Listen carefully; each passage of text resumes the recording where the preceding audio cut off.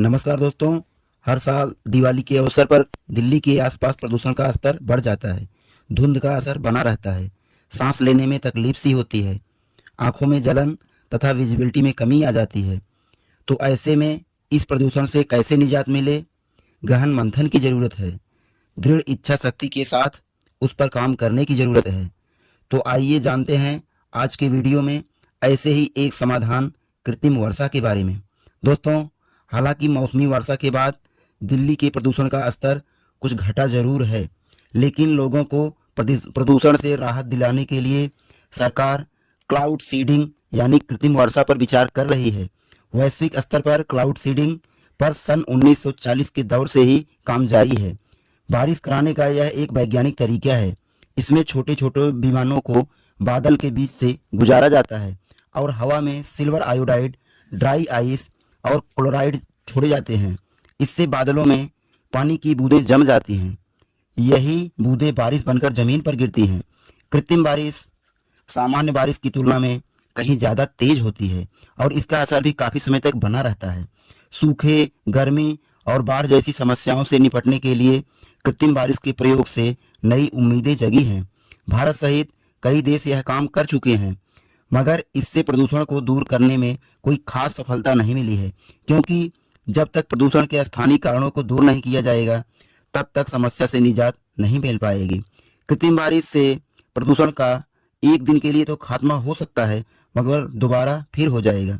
IIT Kanpur ने दिल्ली में कृत्रिम वर्षा का सुझाव दिया है। वह पिछले 5 साल से भी ज़्यादा समय से इस पर काम कर रही है। हालांकि साल 2018 में दिल्ली को वायु प्रदूषण से राहत दिलाने के लिए कृत्रिम वर्षा की तैयारी की भी गई थी।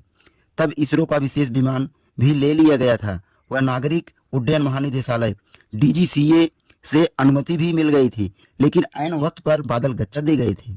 जैसा अनुमान था कि 21 नवंबर को दिल्ली के ऊपर बादलों का भारी जमावड़ा रहेगा, वैसा हुआ नहीं। नतीजतन कृत्रिम वर्षा की सारी योजना धरी की धरी रह गई थी। वैज्ञानिकों के अनुसार कृत्रिम बारिश करवाने के लिए विशेष मौसम की जरूरत होती है। इसमें बादल और हवा में नमी होना जरूरी होता है। साथ ही उपयुक्त हवाओं का साथ भी होना चाहिए। जुलाई में यह वर्षा बहुत छोटे हिस्से में करवाई गई थी। मानसून की वजह से उस समय हवाएं, बादल और नमी तीनों थे। दिल्ली में नवंबर के दौरान बारिश काफ़ी कम होती है। मौसमी बारिश तब होती है जब सूर्य की गर्मी से हवा गर्म होकर हल्की हो जाती है और ऊपर की ओर उठती है। ऊपर उठी हुई हवा का दबाव कम हो जाता है और आसमान में एक ऊंचाई पर पहुंचने के बाद वह ठंडी हो जाती है। जब इस हवा में और सघनता बढ़ जाती है तो वर्षा की बूंदें इतनी बड़ी हो जाती हैं कि वे अब और देर तक हवा में लटकी नहीं रह सकती। तब वे बारिश के रूप में नीचे गिरने लगती हैं। इसे ही सामान्य वर्षा कहा जाता है। लेकिन कृत्रिम वर्षा में इस प्रकार की परिस्थितियां इंसानों द्वारा तकनीकी ढंग से पैदा की जाती हैं। विश्व मौसम विज्ञान संगठन ने साल 2017 की अपनी एक रिपोर्ट में बताया भी था कि दुनिया के 50 से ज़्यादा देश कृत्रिम वर्षा की तकनीक आजमा चुके हैं। इसमें चीन, अमेरिका, रूस, ऑस्ट्रेलिया और जापान जैसे प्रमुख देश शामिल हैं। साल 2008 में बीजिंग ओलंपिक के दौरान बारिश खेल न बिगाड़ दे, इसलिए चीन ने वेदर मॉडिफिकेशन सिस्टम का इस्तेमाल कर पहले ही बारिश करवा दी थी। चीन की योजना वर्ष 2025 तक देश के 55 लाख वर्ग किलोमीटर इलाके को कृत्रिम बारिश के तहत कवर करने की है। टोक्यो ओलंपिक व पैरा ओलंपिक के दौरान जापान ने भी इस तकनीक का इस्तेमाल किया था। यूएई ने 1 साल पहले इससे इतनी जोरदार बारिश कराई थी कि बाढ़ की स्थिति बन गई थी। थाईलैंड सरकार की योजना 2037 तक इसके जरिए सूखाग्रस्त इलाकों को हरा भरा बनाने की है, मगर कई वैज्ञानिकों के अनुसार पर्यावरण के साथ यह छेड़छाड़ खतरनाक साबित हो सकती है। इससे न केवल पारिस्थितिकी विषमता पैदा होगी, बल्कि महासागरों का जल अधिक अम्लीय हो सकता है।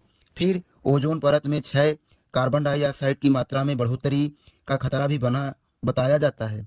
कृत्रिम बारिश में प्रयोग किया जाने वाला सिल्वर आयोडाइड वनस्पतियों व जीवन के लिए हानिकारक है।